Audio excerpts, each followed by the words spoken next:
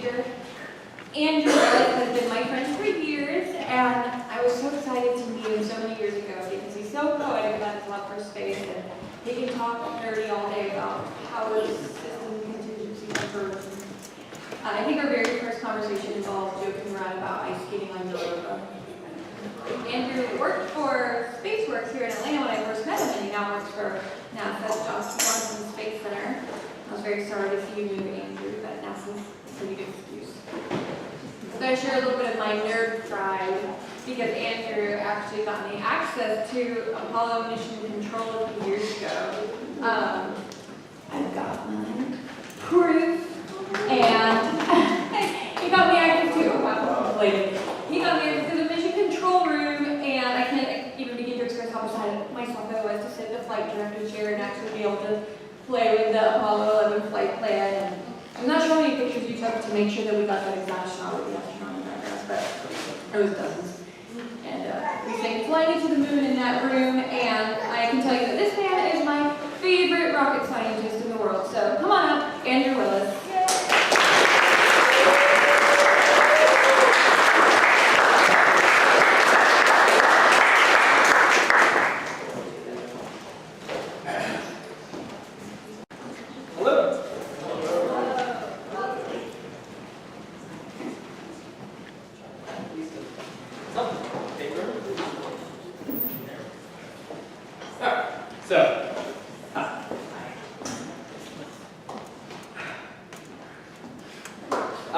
So my name is Andrew. Just to get a good introduction.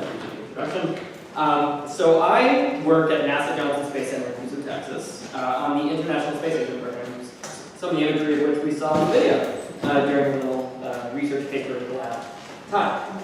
I've actually been in for about a little over 4 years now, and it's certainly been a dream come true. It's certainly an enviable experience that many people dreamed of doing one day. In my first year, there was actually a moment that I'd been there about 8 months, and I was walking in with a colleague, and we're walking into the building on site where my little cubicle is, and on the team that I work with, and get in the elevator, and there are 2 other people in there that had already gotten in there, and I pressed the button for the 3rd floor, and the doors close, and the elevator starts to ascend. And as we're presumably passing the 2nd floor, someone quickly inhales and then lets out a huge sneeze. And little snot gets on my neck. And I turn around, and it was an astronaut. So how did I get to this point? I mean, 10 years ago, before that point, and 16-year-old Andrew would have just been ecstatic that he had got sneezed on by an astronaut. So how did I get there? Give a little bit of a personal story. How did I get that job that allows me to work in the same building as the crew office, whose job it is to actually go into space, much less share elevator rides with them? And I was trying to think about how I could package kind of my origin story before trying to talk about some of the work that I do. And it would be very easy to do it in some gratuitously inspirational way, but I think the intimidating grandeur of the cosmos requires a bit of honesty here. So I have a few memories as a child about becoming a space enthusiast. I remember drawing some spaceships on some graph paper that would have belonged alongside the Rebel Alliance of the Mon Calamari and the Star Wars battlefields, but that was only because I wanted to impress Brian King, who was head of the Star Wars fan club on the elementary school playground. In 5th grade, I remember doing a special project on the Mars Opportunity rover, and how it just being astounded at the fact that we could command something millions of miles away, finally getting that kind of connection about the whole expanse of space, and that we were able to do things from so far away, and I thought that was pretty cool. I remember seeing Apollo 13 in 6th grade with my class, and being enamored with Tom Hanks' bravery and courage, and the engineers on the ground who were so resourceful in a time of life or death crisis. I remember how lucky I felt walking into space camp with my dad down in Huntsville, Alabama, just knowing that there were tens of thousands of kids who wanted to be me, and I knew that I was lucky because of all the commercials on shows like Nickelodeon's Double Dare at that time. I remember reclining back at space camp one time. Yes, one time at space camp. Reclining back at they have an IMAX theater, and it was a big dome, and so kind of a 3D projection, and it was a documentary about the International Space Station assembly, and it was narrated by Tom Cruise. I remember it quite vividly, and I was feeling just astounded that humans were able to kind of develop systems to live in space in a semi-permanent way. That they were able to build their own house up there in a place that's so inhospitable to our natural, evolved natures. And I remember, I don't know if it was my second or third time, I think we were given a survey or something for their data purposes, and I was asked what I wanted to do at the end of space camp. And I think I was 13. And I felt compelled for some reason to write, quote, to work for NASA or one of its contractors, because I had some sense that there were more people than just those who were civil servants that worked at NASA. But I didn't really have any idea what that meant, but I still kind of prescribed that for myself. But it all seemed interesting. Like a lot of the other smart kids, we find a lot of things interesting and have our sundry interests. But I wasn't watching Carl Sagan's Cosmos at a very young age. I wasn't begging my parents to take me to the planetarium every weekend. I didn't even have a telescope, I don't think. So I wasn't really your typical space nerd at a very young age, even though I ended up where I have.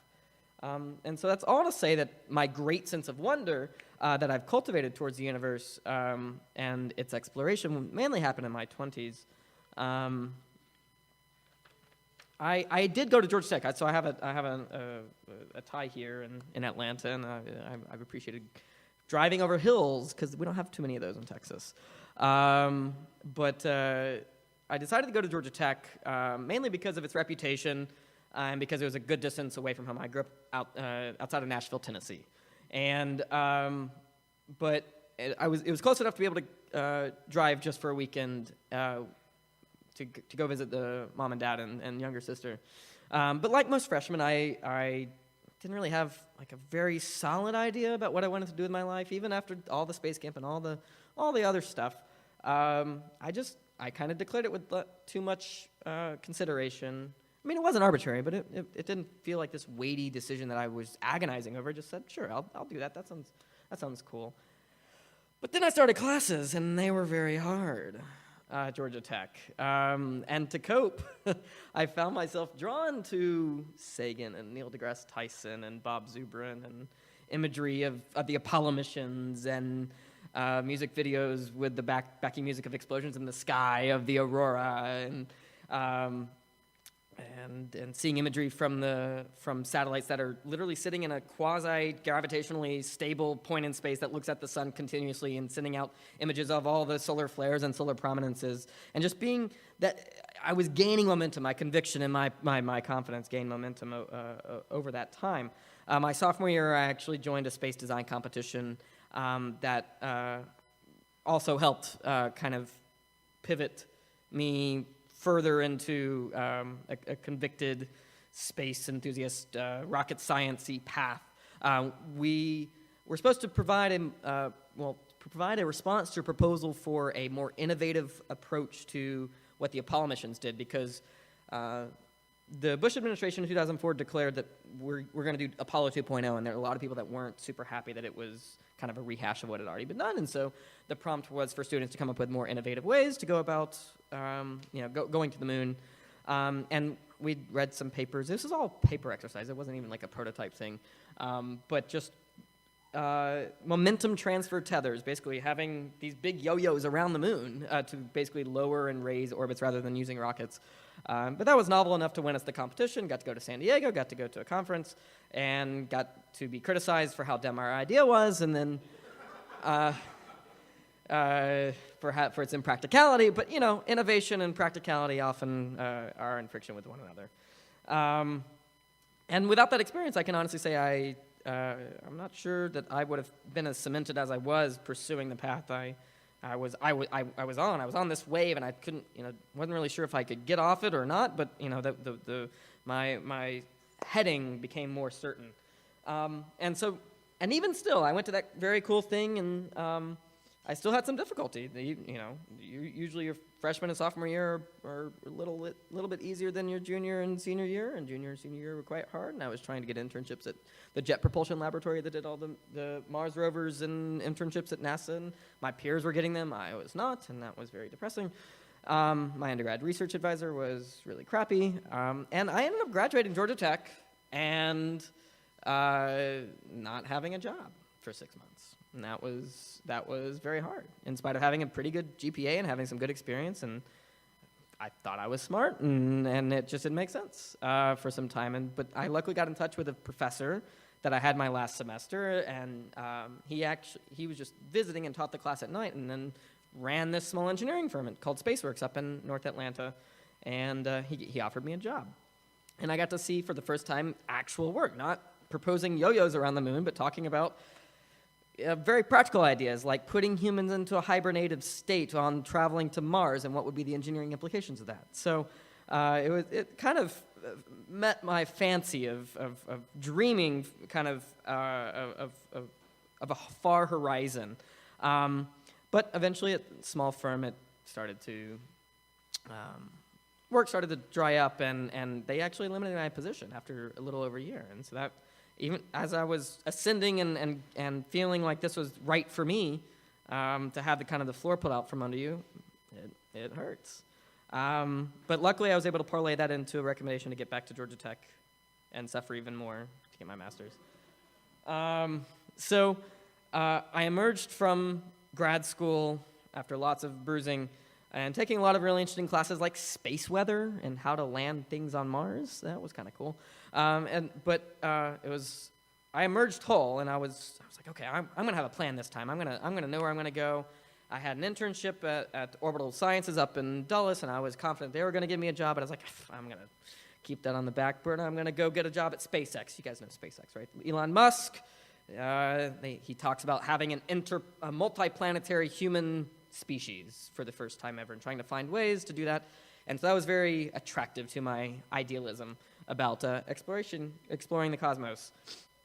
And I was applying and would get a few phone interviews, and then nothing happened. And I felt like I needed to attract more attention to myself somehow, some way, because they're basically the Google of the space industry. They can get anybody they want in there that they desire, and they won't feel compelled to hire you just because they're in need.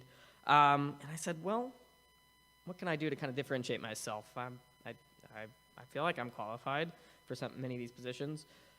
I had done some student film experience, and I said, and I was trying to think, well, what could I do, like a video resume? You could submit anything to the application, and I said, I woke up one morning and I realized I could just do a movie trailer about myself, make myself into more important than I actually am, but I could actually create a movie trailer for myself.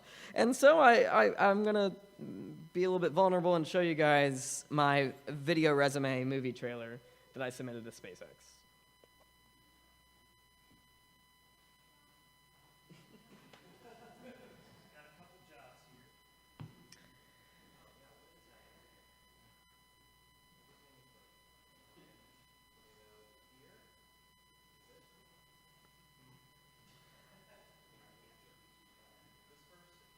This is killing the dramatic tension. I don't blame you. All right, turn it up. Turn it up. Yes.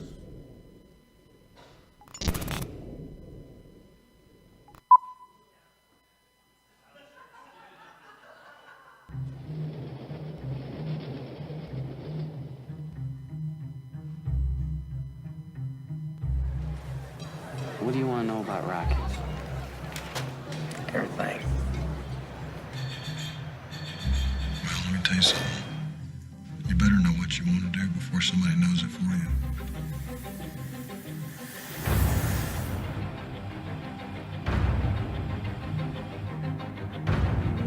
go into space.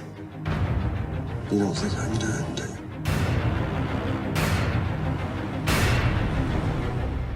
And that's it. We just put Sir Isaac Newton in the driver's seat.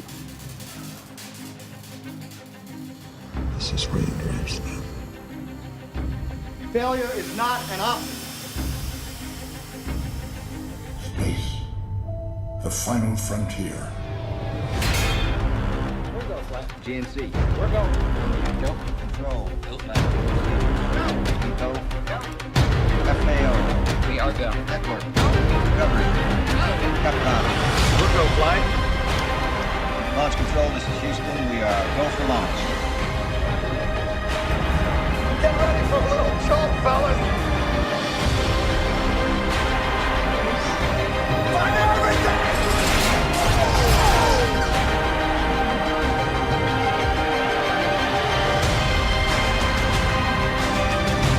To boldly go where no one has gone before.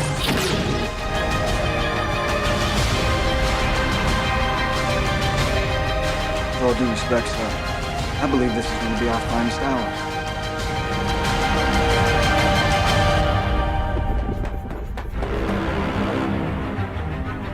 We don't have our dreams. We have nothing.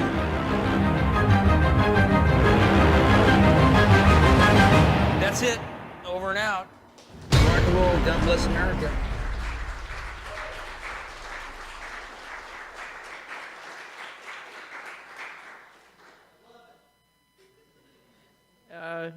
It caught their attention, and I hope so, because I procrastinated a whole month of, like, this was in the middle of exams where I had to make this, and I made a cost-benefit analysis that this was worth it. But, and actually, I got one interview, my first of 4 there. And they told me that it was the best that they had received ever, and they'd actually forwarded it around a little bit. Yeah. I did not get the job, in spite of that. And I was really hopeful to get it. But knowing how to use Adobe Premiere and After Effects does not give one a job to work at Elon Musk's company. And so it was a huge punch in the gut. However, I emailed after getting the bad news, a manager there, and asked if he had any advice. And he actually offered to forward my resume and the link to that down to his former colleagues down at NASA Johnson. And so after kind of, it was a glimmer of hope after a lot of kind of depressing lack of achievement and things out of my control and happening to me. And eventually, like within a month, I got a word back that there was an opening on the probabilistic risk assessment team on the International Space Station program, and I interviewed very quickly and got an offer and started soon after. And that's been my life for the past 4 years. That and getting sneezed on by astronauts, I guess. So that's a bit about my story, a bit about the space station, in case there are those that do not know much about the space station. It's actually 250, it orbits, and it might have passed. I meant to look up when the most recent ground passover of the Atlanta was. But anyways, it's 250 miles away. It's not that far up. I mean, the distance between Boston and New York is longer. I should have made a reference in the South. What am I thinking? But that's the one I read at one point. Give me a break. But it was actually starting, they built it. The first 2 international modules made it in 1998, really long ago. And then 2 years after that, it started to become continuously inhabited by astronauts and cosmonauts who would rotate in and out after every 6 months. And so over that time, more and more modules and structures would be delivered up by the space shuttle, and they'd be assembled. All the while, people were living inside and doing experiments and fleshing out its capacity. And it took until March of 2011, just 3 months after the end, when it was projected to be completed, after the Columbia failure in 2004, we had a fully realized International Space Station, and it takes a long time to build something like that has the volume of a 5-bedroom house in a microgravity environment, something whose structure spans the size of an American football field. There's a quick video here. Hopefully you can put it at quick play speed, just to show you everyone here the kind of the scope of the space station and all the kind of like Lego bricks of how they had to assemble the space station up in a place where you can't drive a truck and deliver supplies. You can probably kill the music. You can kill the music. It's fine. Just let it play. Yeah. It's not the most inspiring of music. But it took a while to basically get all the power and the thermal capacities built out and all the laboratories. The space shuttle payload bay was actually specifically sized for these modules that they wanted to make. So they knew what they wanted to do back when they started the space shuttle, that they were going to build something that Reagan had commissioned. Reagan commissioned the Space Station Freedom, and then this became International Space Station. So they're building out the truss here and putting on so that we could have even more solar arrays, and they have to move a solar array here in time. They're going to take that off and put it on the other side, and launching all this other stuff. It's a very complex process because we want to get a lot of science done up there, and we need to have a lot of space to do science and places for 6 people to live and to work out and to store clothes and underwear and food and to go to the restroom. I knew about the space station because of going to space camp. We even had like a build your own space station thing that I played with, but not many people know about it because they thought the extent of NASA was just launching the space shuttle and sending astronauts up there, but its main purpose was developing this, and it's become one of humankind's greatest engineering achievements and marvels that continues to orbit above us. And I'll let the video finish, but continue with my points here. This was built so that humans could live in a place that we are not meant to be in, and that it's fraught with risk. We have to maintain our atmosphere to meet our biological needs of both breathable air and moist air, to have thrusters to get out of the way of any debris that they track that's going to come and potentially collide with the space station and get out of the way of that. Because little small particles that are no bigger than a ping pong ball traveling at hypersonic velocities will literally go through a sample of steel by like 5 inches. It will penetrate that deep. And we have shielding, but it is not perfect, and there's some really fast-moving particles out in space. Other things like being able to point the space station down at the ground stations to be able to have continuous communications, or maximally continuous communications down with the ground to be able to receive commands and to downlink telemetry and videos and photography that you see presented in videos. A lot of maintenance with the spacesuits. Those are not just trivial pieces of clothing you pick up at the Gap. I mean, these are mini space stations. They provide propulsion, they provide atmosphere, they provide structure from small particles, not only very certain size. And so I work on a team that tries to estimate the likelihood of all these bad things happening. And we work with the mission managers and program management to try to help manage that by understanding the chances of these things happening. So we use hardware failure rates and other things to try to leverage in our statistical models in order to estimate these bad things from happening, even the failure of the spacesuits failing during the spacewalks, to estimation of the likelihood of actually debris coming to hit us, fires starting in the inhabitable cabin where there is oxygen, collisions with the vehicles coming, all the traffic of vehicles and coming and hitting the station. Lots of different scenarios that we're quantifying so that NASA and ISS program management is able to make sure that this thing continues to go to its anticipated lifetime through 2028. So a little bit more than another decade that they want to get use out of this very big research facility. And the systems are so just a little example about what we do within our modeling. have to take into account all the very complexities and interdependencies that the systems that are built that are there. It's combinations of scenarios and trying to estimate a hierarchy of risks.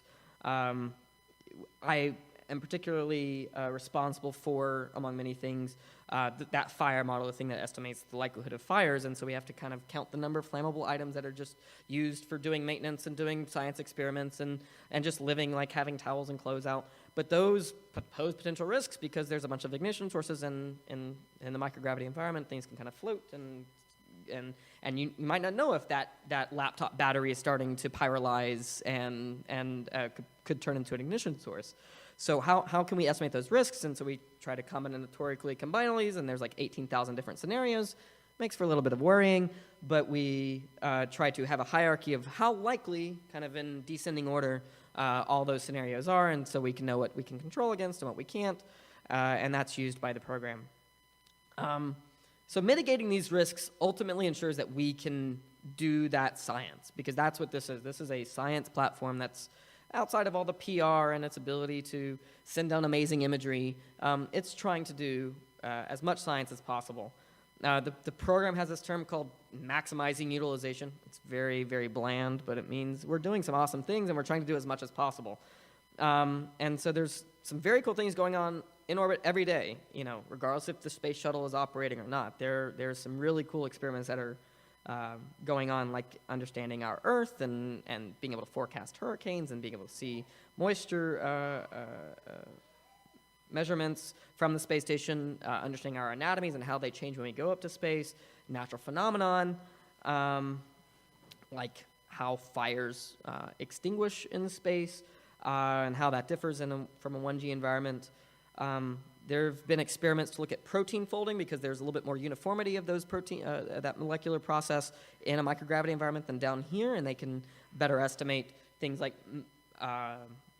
medicines bonding onto molecules. And they've actually, one of the high-level achievements is there's a type of muscular dystrophy called Duchenne's muscular dystrophy that they've been able to really develop medical treatments due to research done on the space station and improve prognoses by 40%, just because of the research done and the data collected that is up there.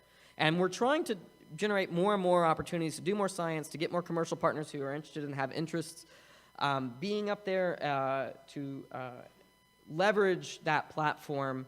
And so it's trying to provide a commercial and a sustainable presence in low Earth orbit so that then we can go beyond, where we all dreamt of going or thought we would be going following Apollo, but have since not. It's been a lot harder to sustain the governmental motivation to go beyond without having other compelling forces. And so having taxiing going to orbit becoming more common and done through commercial means, doing commercially warranted research up in space will certainly help push us beyond low Earth orbit. And so I know that that's what I get to contribute to in my job, trying to worry about risks and trying to estimate fires and trying to estimate likelihoods of small steel particles hitting the space station and ripping it all open. That we are ensuring that we can actually do the job that it's intended to do. And so then we can see those images of ice skating on Europa, and so, yeah, that's kind of my job, and it's kind of cool. And I'm happy to answer any questions if people have any. So.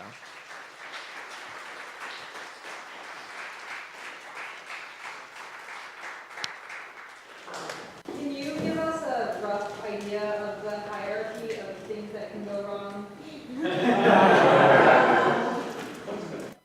Well, so certainly debris. High incidences that is rooted in medical literature of the likelihood of having, like, you have an abscessed tooth in space, they can't operate on it, they have to bring them back. That's the likelihood of having to bring crew back down, and having to go down from 6 crew to 3 crew, ruins your ability to do science. So debris, medical stuff, there's some thermal loops that we're concerned about and trying to work on better solutions for how we can respond to that. power failures, computer failures, gyroscopic failures, collision of vehicles because their computers go down and just start wandering near us, and they have no means of controlling their thrusters that could hit the space station structure and cause a fraction. There's a lot of different things. Do you, part of your race to worry about solar activity and control mass ejection? Yeah. Well, I mean, there's nothing that they can really do. I mean, they certainly look at the radiation dosage levels, and I think there are certainly flight rules that if certain limits are exceeded, they would bring people home if they're experiencing certain symptoms. But you can't fly out of the way of solar wind. But it is certainly monitored. What would happen if large events happen that was dangerous? What would the deterrence do? I mean, we only have a matter of hours before we experience a flare event. So it would be very hard to get into a vehicle and leave that quickly because the consequence of that is not well known. So we don't know how disastrous that would be to our anatomies. I mean, certainly they heighten risks of cancer and things like that, but the consequences would not be immediately realized for the astronauts, and so they wouldn't necessarily decrew in that environment, I don't think. So I know there's this perpetual dilemma between sending humans to a place and sending robots. I'm wondering about the possible middle ground option of virtual reality. Have people? Yeah.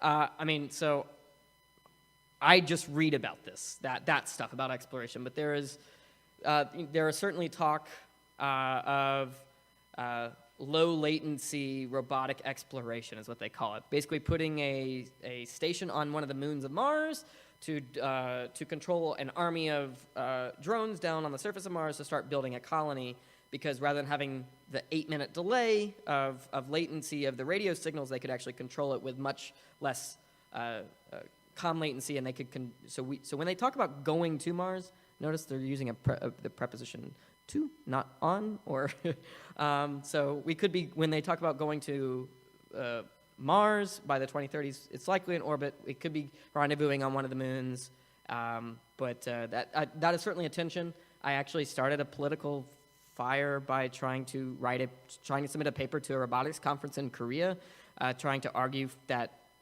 the analysis that we could do could justify using robotics more than astronauts, and HQ said, we don't like that story. We want to make sure we're talking about astronauts because that's important to us. So, there's certainly a tension there, but I think things are changing, and if in order to meet our aspirations, I think we're going to have to adopt both strategies. So, does Murphy's Law apply a lot in line of work? There have been some bad things that went down. I don't know. During a spacewalk, there was a fan separator with the cooling loop, and basically water started releasing from inside an Italian astronaut's helmet, and they were worried about him starting to drown because you could only swallow so much water, and it was releasing, and he was out on a spacewalk, and his vision was getting blurred, and they said within another 30 seconds the telemetry was showing that the rate of release that they were able to get him inside and everything was okay, but things like that really scary. Astronauts outside, they're moving across on handrails to go out into the end of the truss to replace some radiator, and they see this big flash 3 meters away from them, and it's this big piece of debris that, had they been there, would have immediately gone straight through them. Things like that, it helps you realize how precarious that environment is. Just a general question. How many people have gone and visited the space station and come back? Yeah, I don't have that number. I mean, if you want to divide, I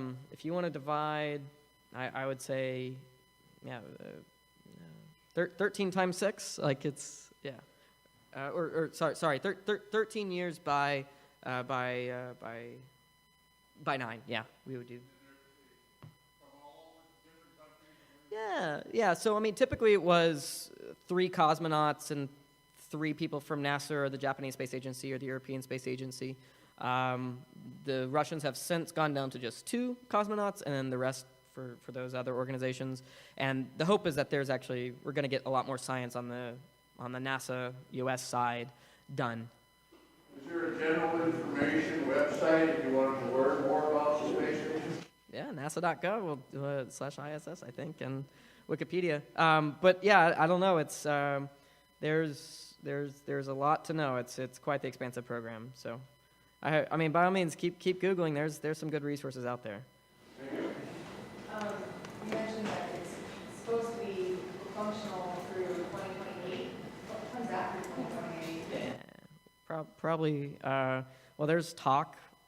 My personal belief, I don't put too much credence into it, but there's talk about splitting off some of the modules and forming a new space station and setting up new parts and basically trying to salvage it in some way. The Russians have talked about making their own. There's a lot of politics involved, but there will certainly be a part that we would have to push rockets, push ourselves down back to the Earth and then burn up parts of the space station, like what happened with the Mir space station in 2000.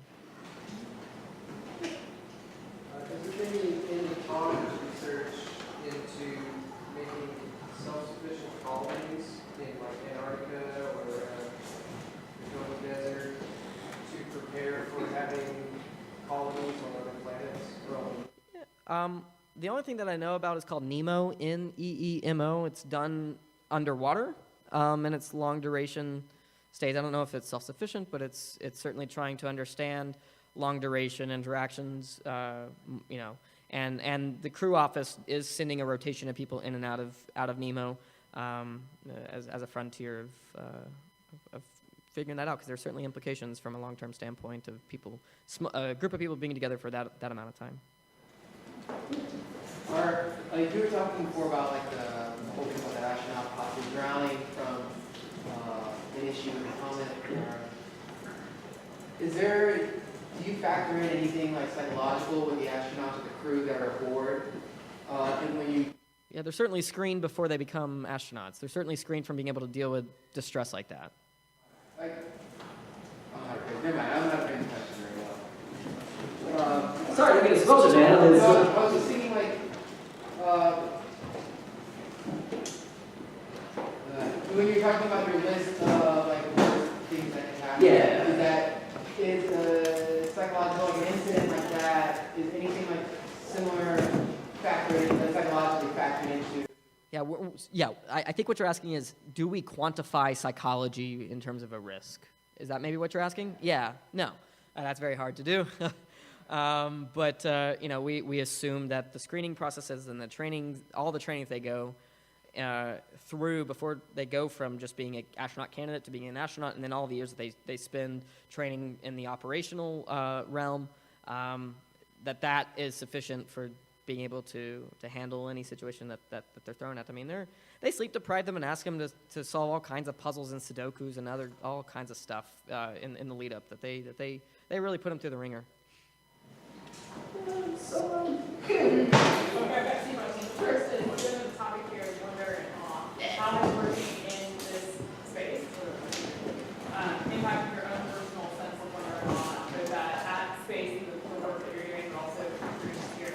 The second part is, given that my assumption would be many people who work in this field would also have that similar sense of just wonder and awe and excitement about what's out there. And then you alluded to this earlier, the political tensions that are doing anything that's still the case, control and ownership and creating those pieces, and how have you experienced or deal with the tension between that wonder and awe that needs to be navigating and the tension of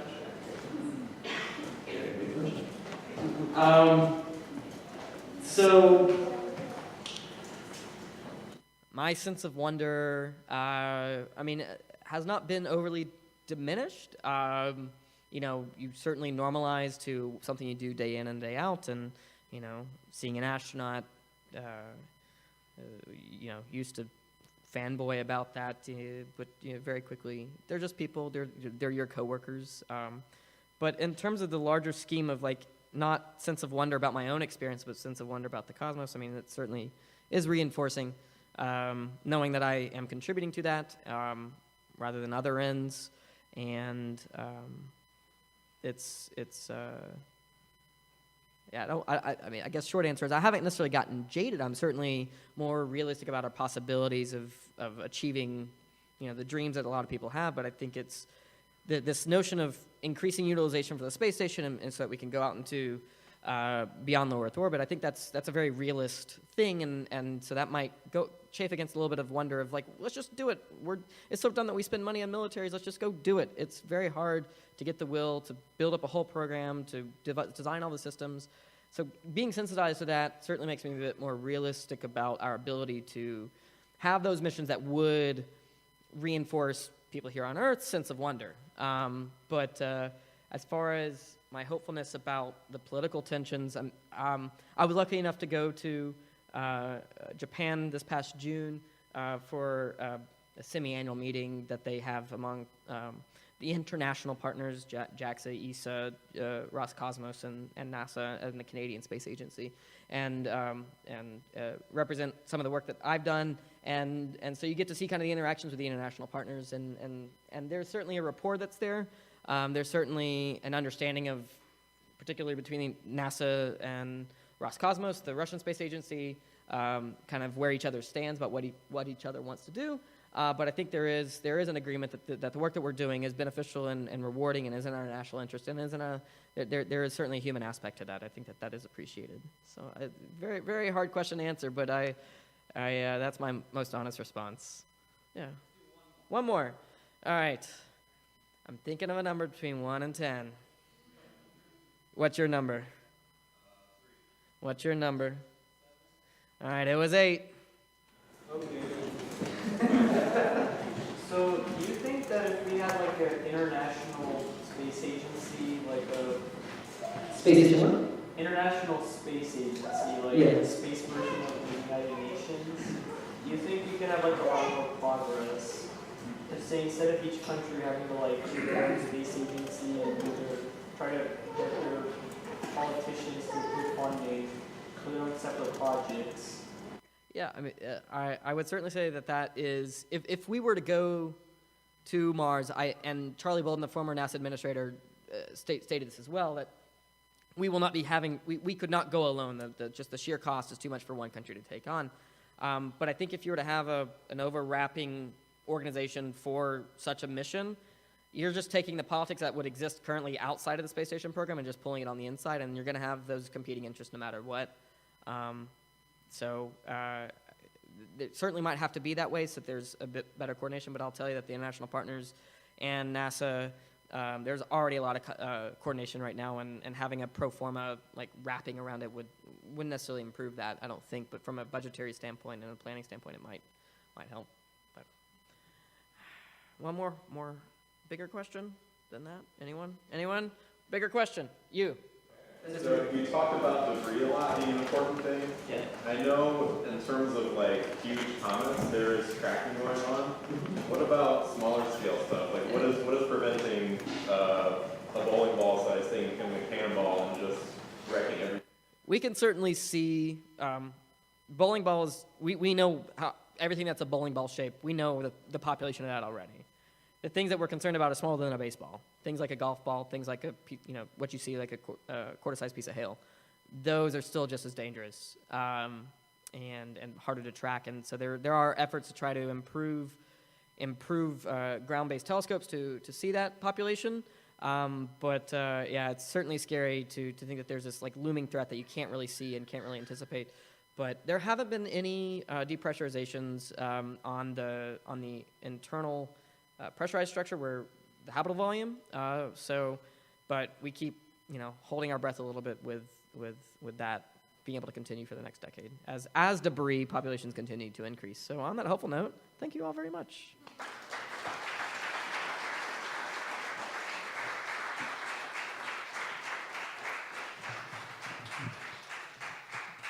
Wow, that makes me wonder more, and so